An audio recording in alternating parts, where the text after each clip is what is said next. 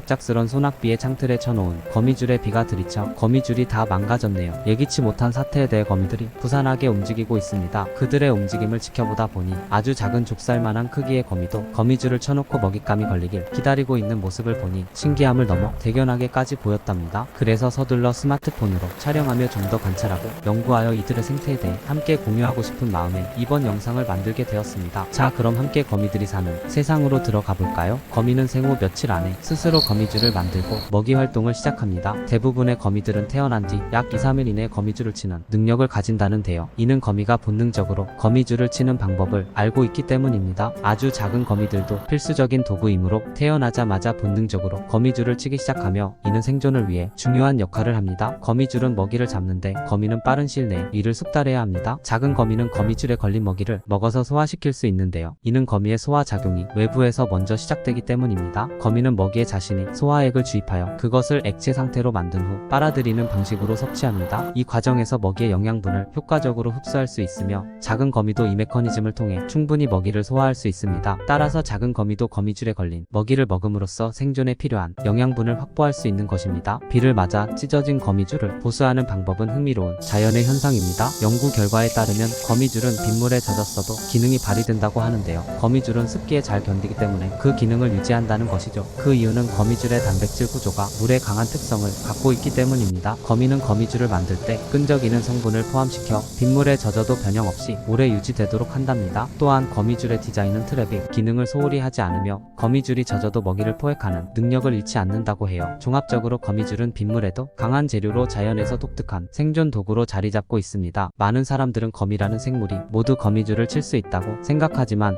사실 거미줄을 못 치는 거미도 존재합니다. 예를 들어 늑대거미와 깡충거미 같은 종류는 거미줄을 치지 않는 대신 이들은 대신 뛰어난 사냥 기술로 먹이를 잡아냅니다. 늑대거미는 민첩하게 달리며 깡충거미는 뛰어오르는 능력으로 먹이를 사냥합니다. 이러한 거미들은 거미줄을 이용하는 대신 물리적인 힘과 속도를 활용해 생존하는 독특한 방식을 갖추고 있다고 볼 수 있습니다. 거미는 거미줄이 손상되면 즉시 그곳으로 이동해 손상 부위를 점검합니다. 먼저 손상된 부분을 제거하고 남은 거미줄을 정리합니다. 그런 다음 자신의 뱃속에서 새로운 실크를 뽑아내어 찢어진 부분을 연결하고 보강합니다. 이렇게 거미는 효율적으로 손상된 거미줄을 재생하고 다시 사냥의 영토로 활용합니다. 이러한 과정은 거미의 생존 능력과 자연의 치유력을 보여줍니다. 거미는 주로 나무, 풀, 건물 구석 등 다양한 장소에 거미줄을 칩니다. 이러한 장소는 먹이를 잡기 유리하며 포식자로부터 보호받을 수 있기 때문입니다. 거미는 주변 환경에 적응하여 거미줄을 치는 위치를 선택하는데 이는 각 거미마다 특유의 패턴과 전략이 있답니다. 또한 거미줄의 위치와 형태는 거미의 종에 따라 다르다는군요. 예를 들어 배회성 거미는 땅에 가까운 낮은 곳에, 고각형 거미는 높은 나무에 거미줄을 칩니다. 거미줄은 거미의 생존에 중요한 역할을 하며 거미의 지혜와 생태 적응력을 잘 보여줍니다. 거미줄은 흥미진진한 성질을 지니고 있는데요. 우선 거미줄은 단단함과 유연함이라는 독특한 성질을 동시에 가지고 있어요. 나일론보다 강하고 강철보다 탄력이 뛰어나며 작은 크기에도 불구하고 높은 인장 강도를 자랑합니다. 거미는 자신의 크기에 따라 다양한 크기와 모양의 거미줄을 칠 수 있어요. 일반적으로 거미줄의 직경은 크기와 종에 따라 다르지만 몇 밀리미터에서 수미터에 이를 수 있어요. 예를 들어 골든 실크 오브에 거미는 최대 2m 이상의 거미줄을 칠 수 있어 이로 인해 자신의 생존과 먹이 사냥에 효과적으로 활용할 수 있답니다. 거미줄의 넓은 활용 범위와 강력한 물리적 성질은 공학 및 의학 분야에서도 큰 관심을 불러일으키고 있다는데요. 거미가 거미줄을 치고 머물다 다른 곳으로 이동하는 시기는 여러 요인에 따라 결정됩니다. 첫째, 먹이의 부족입니다. 거미는 주로 곤충을 잡아먹는데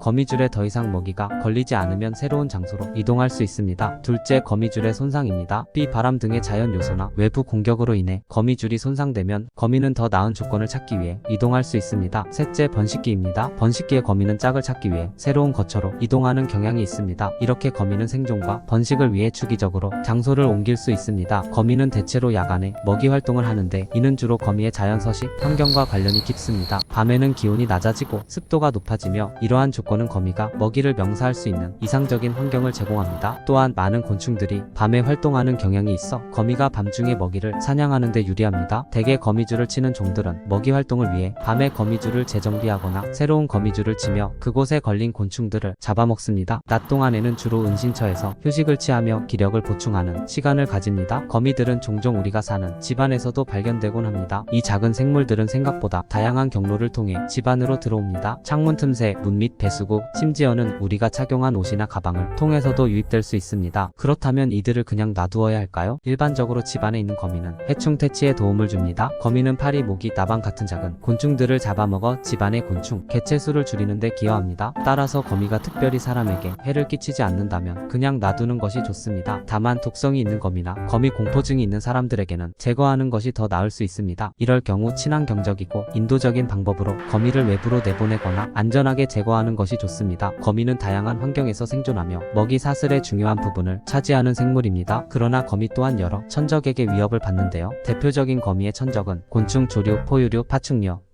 등이 있습니다. 개미는 집단으로 거미를 공격해 먹이로 삼으며 새들은 뛰어난 시력과 민첩성으로 거미를 사냥합니다. 두꺼비와 도마뱀 같은 파충류도 거미를 포식하며 심지어 일부 포유류, 예컨대 족제비 같은 동물들도 거미를 먹이로 삼는다고 해요. 이러한 천적들은 생태계의 균형을 유지하는 중요한 역할을 합니다. 거미의 수명은 종에 따라 크게 다르지만 일반적으로 1년에서 20년 사이입니다. 대부분의 소형 거미들은 1년 내외의 짧은 수명을 가지며 이는 먹이 사슬의 하위 단계에서 많은 생물들의 먹이가 되는 역할을 하기 때문입니다. 반면 큰 타란툴라 같은 대형 거미들은 20년 이상 생존할 수 있다는데요. 거미의 수명은 서식 환경, 먹이의 양, 천적의 유무 등 여러 요인에 따라 달라질 수 있습니다. 예를 들어 가정 내에서 사육되는 거미는 야생 거미에 비해 상대적으로 오래 생존하는 경향이 있습니다. 자연 상태에서는 독특한 생리적 구조와 생존 기법이 그들의 삶을 연장시키는 중요한 요소로 작용합니다. 현재까지 과학자들에 의해 발견된 거미의 종류는 전 세계적으로 약 48,000종 이상입니다. 이 숫자는 새로운 종이 계속해서 발견되고 있다는 점을 고려할 때 증가할 가능성이 큽니다. 거미는 다양한 생태계에 걸쳐 분포하며 크기, 형태, 생활 습성 등이 매우 다양합니다. 이들은 사냥 방식,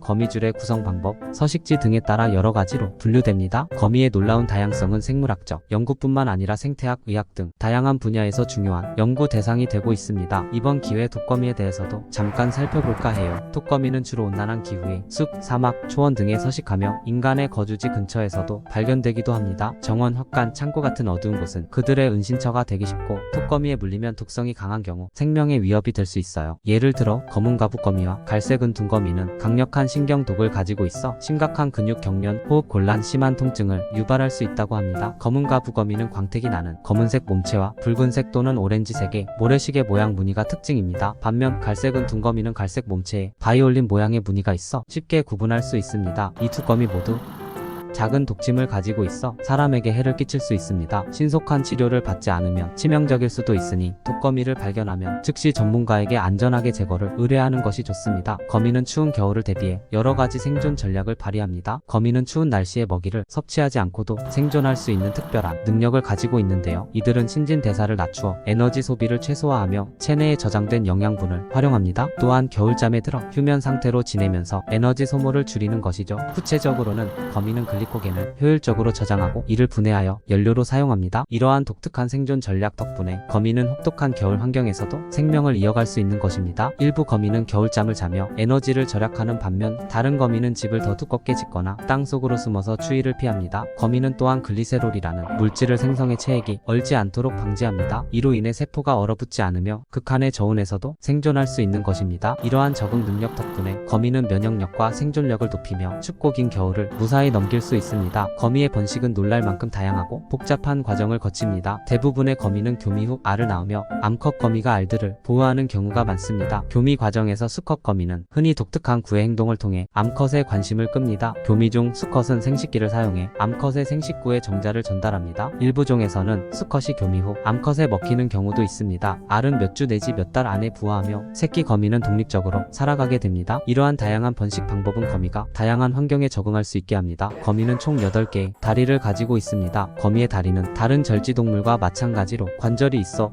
다양한 동작이 가능합니다. 이러한 진화는 오랜 세월에 걸쳐 이루어진 결과입니다. 거미는 지구상에서 약 3억 8천만 년 전에 등장했으며 초기 거미류는 물속에서 생활했습니다. 이후 육지 환경에 적응하면서 다리의 구조와 기능이 더욱 발전했습니다. 다리의 관절과 근육 구조는 빠르고 민첩한 움직임을 가능하게 했으며 이는 거미가 포식자로서 성공할 수 있는 중요한 요인으로 작용했습니다. 또한 거미 다리는 먹이 사냥과 방어를 위한 중요한 도구로 진화했습니다. 독성을 가진 거미류는 다리를 이용해 먹이를 제압하고 물어뜯는 행동을 통해 독을 주입함으로써 사냥의 효율성을 높였습니다. 결론적으로 거미의 8개 다리는 진화적인 적응의 산물로 이는 생존과 번식에 최적화된 구조입니다. 이러한 다리의 특성 덕분에 거미는 다양한 환경에서 성공적으로 번성할 수 있었습니다. 거미는 다양한 환경에서 서식하며 특히 해충을 잡아먹는 역할로 생태계 내 중요한 위치를 차지하고 있습니다. 주로 작은 곤충이나 해충을 먹으며 농업에도 큰 도움을 줍니다. 또한 거미의 거미줄은 강력한 생체물질로 의학 및 기술 발전에 활용됩니다. 우리의 생활 공간에 거미가 나타날 때는 불안감이 생기기도 하지만 그 중요성을 이해하고 공존할 수 있는 방법을 찾는 것이 중요합니다. 거미를 무작위로 제거하기보다는 자연적인 방충제를 사용하거나 거미를 안전한 장소로 옮기는 방식으로 공존을 도모할 수 있습니다. 이러한 방법을 통해 인간과 거미는 함께 살아가며